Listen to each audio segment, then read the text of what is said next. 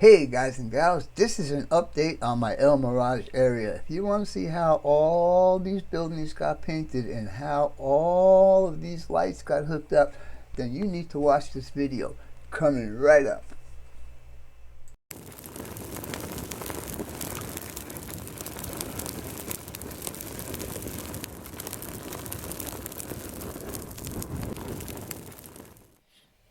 Hello and welcome to BNSS 6951, a Vinny Vid Productions video. Hi, I'm Vinny and I will be your host. The content you'll find on this channel would be layout run obsessions, layout updates, tips, tricks, and techniques on scratch builds, and kit bashing, how-tos, live streams, and some rail fanning. Then please consider to hit that subscribe button. And after you hit that subscribe button, please hit that bell. This way you'll get notified every time I do an upload video or a scratch build or a live stream. Finally, if you can give me one of those, I would really appreciate it because that would help my analytics with YouTube. If you enjoy all of this stuff, then let's get on with this video. We'll be right back. Alright guys and gals, I have never painted any of these buildings, either DPMs or these Walthers merchant rows, so I am going to attempt to paint it using rattle cans. So as you can see right here, let's see, I'm going to have this down here one color and the same thing up along the top here along this cornice. They would be the same, but I covered up all the brick. Now it appears to me that because this has got the same cornice, I guess you call it, it would be the same color. So these two, 1 and 2, oops, 1 and 2 will probably get the same color. And then I'll mask off the rest of it. I'll mask off the sides and possibly put something behind here so it doesn't get overspray in the building. Now I had asked you guys a while ago, when you do these kits, do you add an inside wall to divide it like this? Because that's what I'm thinking of doing with these kits, because maybe I want to have each building lighted separately, and maybe I'll put a floor in here to light the upstairs and downstairs. I don't know yet. I have to see. If you watched my last video on, or one of my videos on the lightings I'm going to be using, I don't know how many LEDs this one power supply can handle. So that will depend later on. But anyhow, I'm going to finish doing this guy right here and a little bit around the sides, and like I said, probably put something behind here so the paint doesn't go in on the inside. So anyhow, with all that being said, stay tuned and we'll be back in a little bit.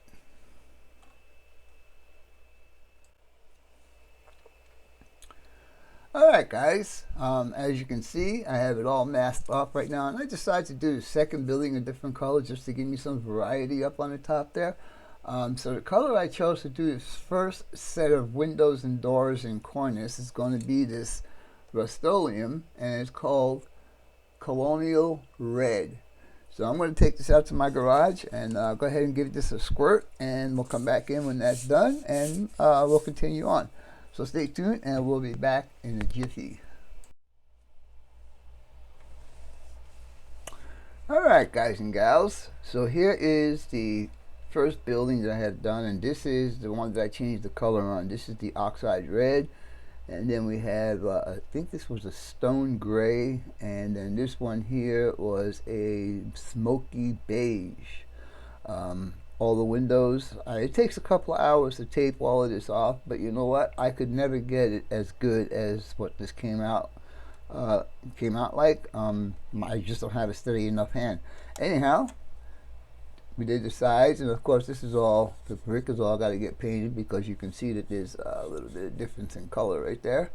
Then we put the stairs in the back, all the windows and doors done back there. Got some touch up to do. Again, when I paint the brick on this particular one, that'll get taken care of, and also on this side. So this building, oh, and I also did the roof, and the roof is done with khaki. All right. And so that's one building, and then building number 2, I just used various colors on here, and again, side windows, and I do need to do touch up. taped in. I didn't tape very well. It takes a couple hours to do each one of these.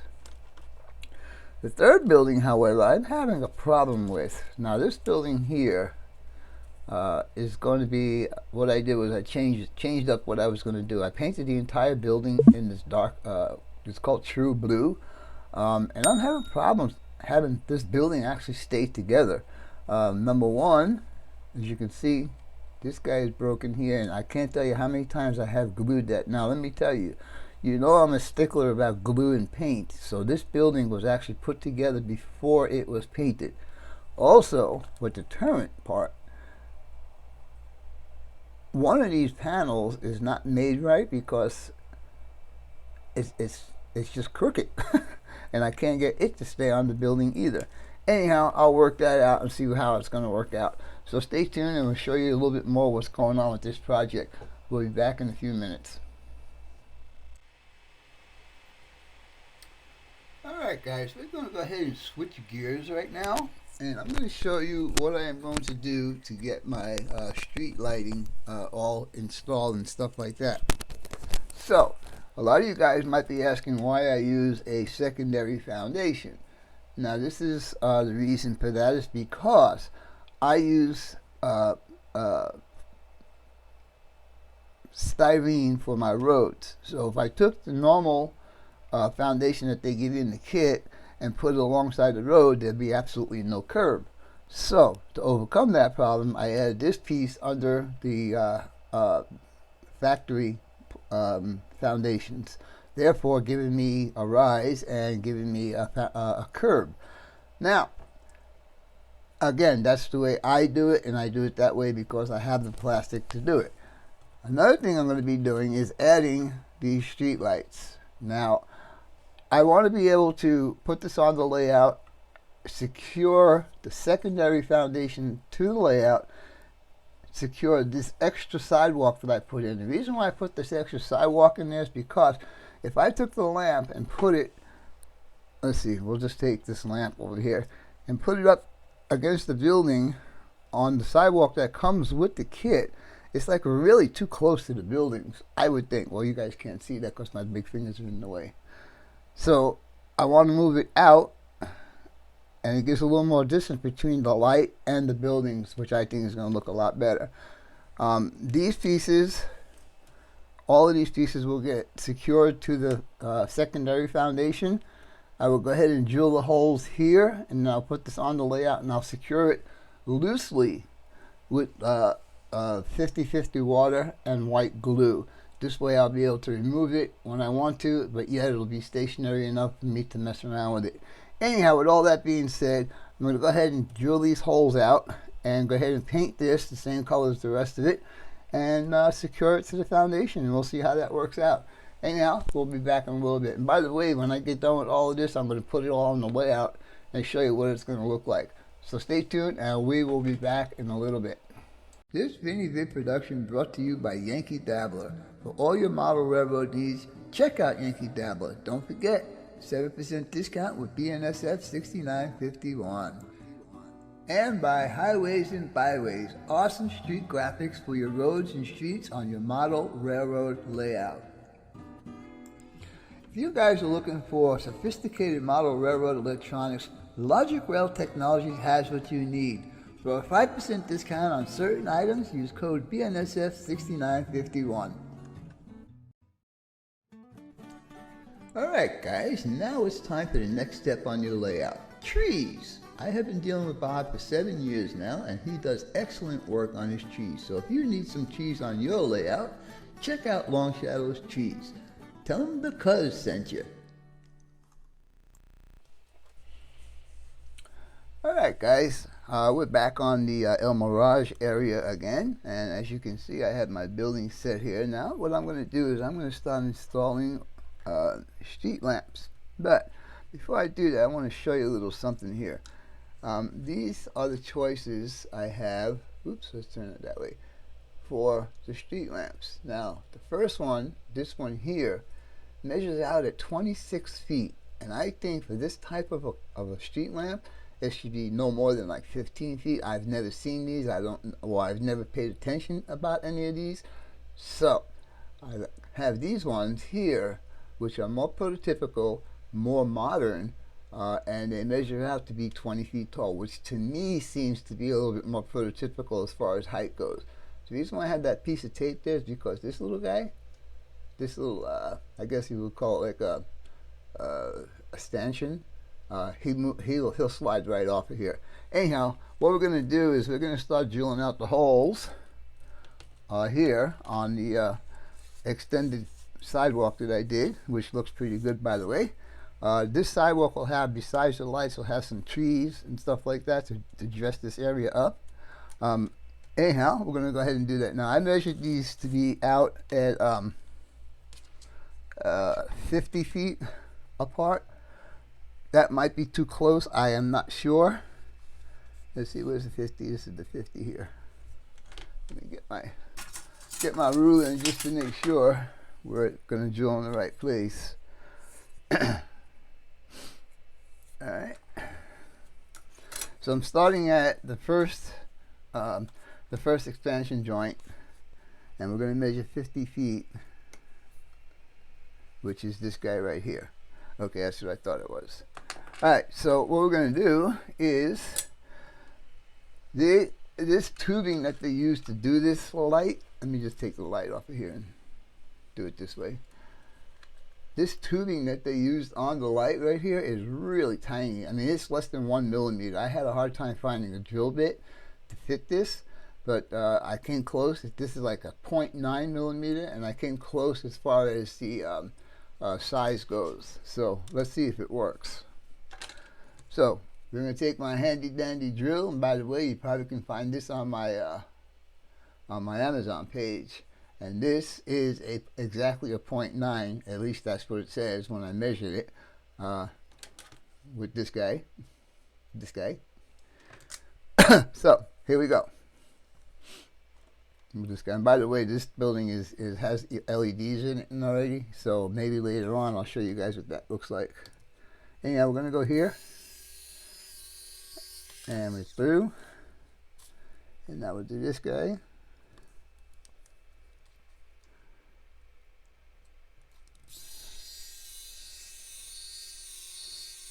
This is way better than using a pin vise, I'll tell you that right now. Now the only thing is, if you decide to buy this little drill, you need to buy the chuck also, because it does not come with the chuck.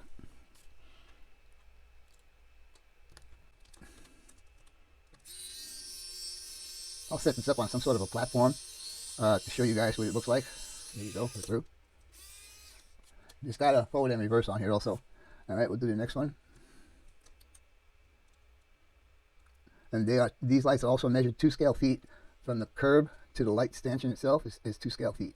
So I don't think I'm making a mistake by putting in that 50 feet. Might be too close, I don't know. But this area there'll be a lot of lights in this area.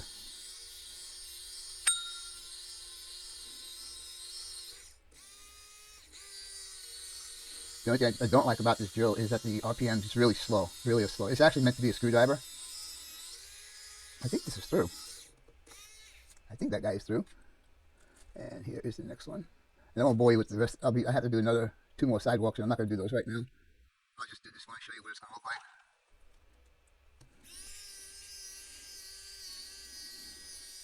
I have not even tested these lights I'm going to use yet. If you guys have been watching my videos, you know that I've been doing a whole thing on how I'm going to be lighting this area, what kind of power supply I'm doing, and all that. Just check out my videos.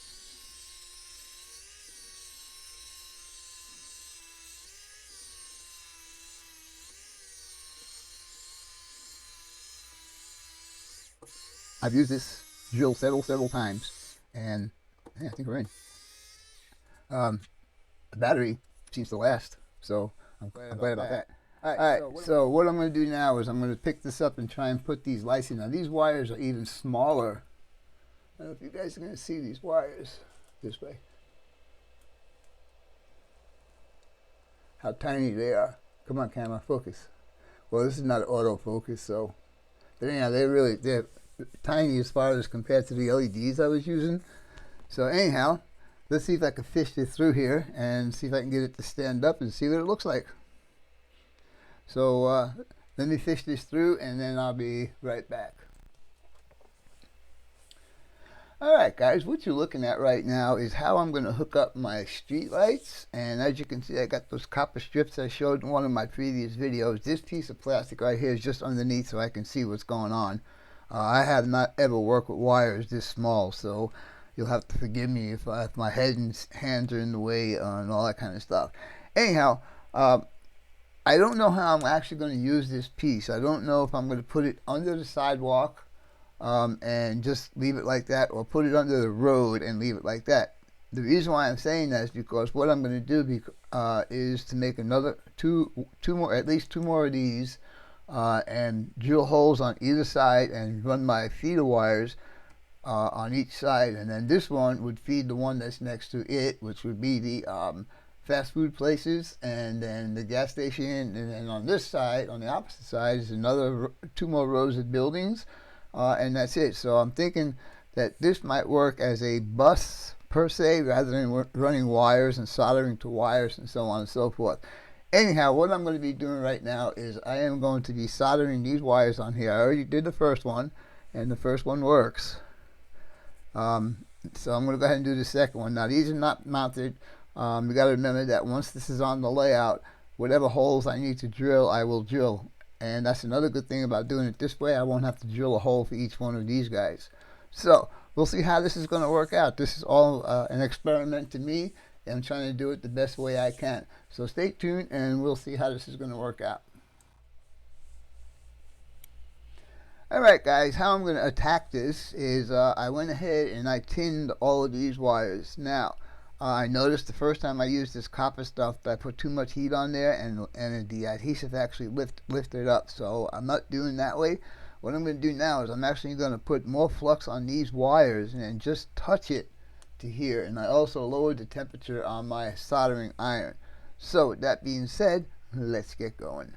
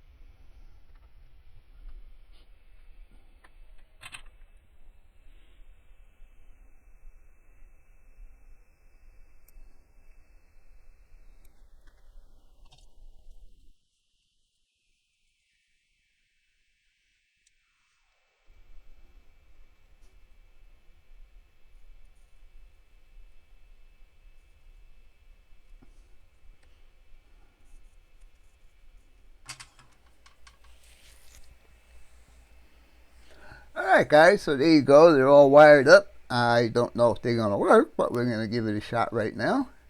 I do have it hooked up on this end down here that you guys probably can't see. But let's turn the power on. And we got motion. Fan is working. That means it's working. So, I know you guys can't see. Let me see if I kind of move the camera a little bit. Yeah, there you go. So now you can see all four street lights, and of course they're not permanently mounted in there yet. And I'm going to go ahead and hit the one that says street, and let's see if either it blows up or everything works, one or the other. And so, 1, 2, 3. We got one that's not working. This guy. I wonder if it's just a bad connection or a bad light. Alright, anyhow, as you can see, and maybe I should turn some of the lights off in this room so you guys can see a little bit better. Turn that one off. We'll turn that one off.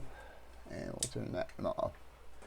So there you go. I don't know why this one is not working. I think I might have a bad connection right here. But as you can see, if I move this around, I got a little bit of flickering going on. Like I said, now these guys will not be here.